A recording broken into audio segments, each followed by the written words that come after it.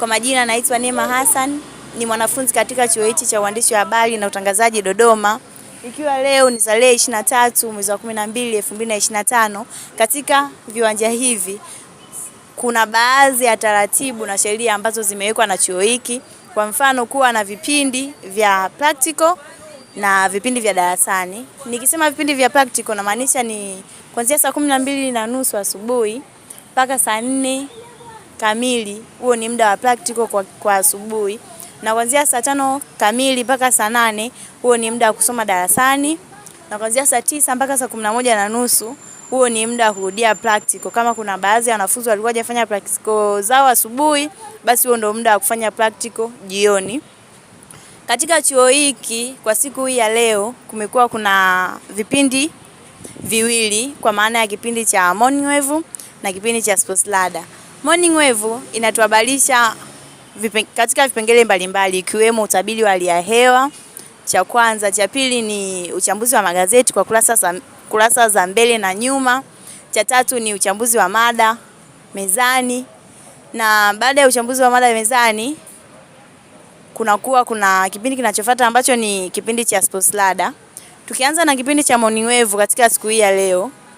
Morning Wave wamefanya watu 4 kipindi chote kwa jumla ya utabiri wa hali ya hewa, mada mezani na uchambuzi wa magazeti. Wameshirikiana watu 4 akiwemo Sitra Ali, Rehema Kalebu,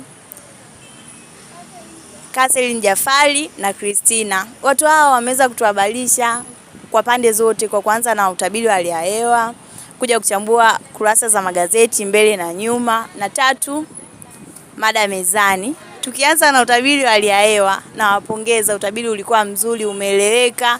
Tumeweza kujua kwa hapa tu Dodoma bali hata kwa mikoa jirani, lakini kwa hapa nchini Tanzania tumeweza kujua viwango vya joto vitakuwaje kwa siku hii ya leo, au yani kuna hali gani, labda kuna mvua baadhi ya maeneo, wameweza kutuhabarisha.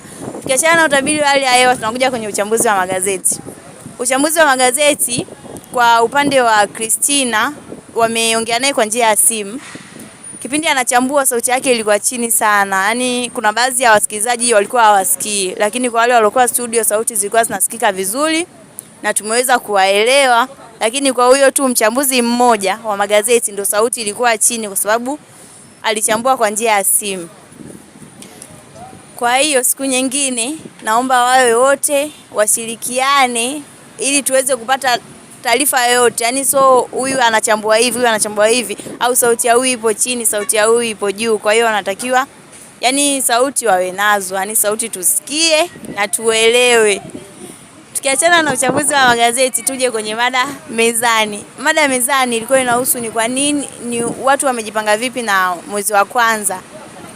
Mada yao ina utata kwa sababu leo ni tarehe 23 mwezi wa 12 2025, lakini wenyewe wameweza kuongelea mada ya mwezi ujao, yani ni taarifa za mbele wakati sisi tuko nyuma.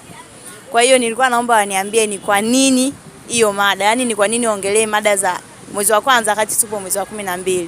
Lakini wameweza kutujuza kwamba watu wanatakiwa watunze akiba, watu wanatakiwa wafungue akaunti benki kwa ajili ya kutunza akiba zao kwa ajili ya mwezi wa kwanza. Yani watunze akiba zao kwa ajili ya mwezi wa kwanza, wawe na taratibu za kuweka akiba, wafungue akaunti za benki.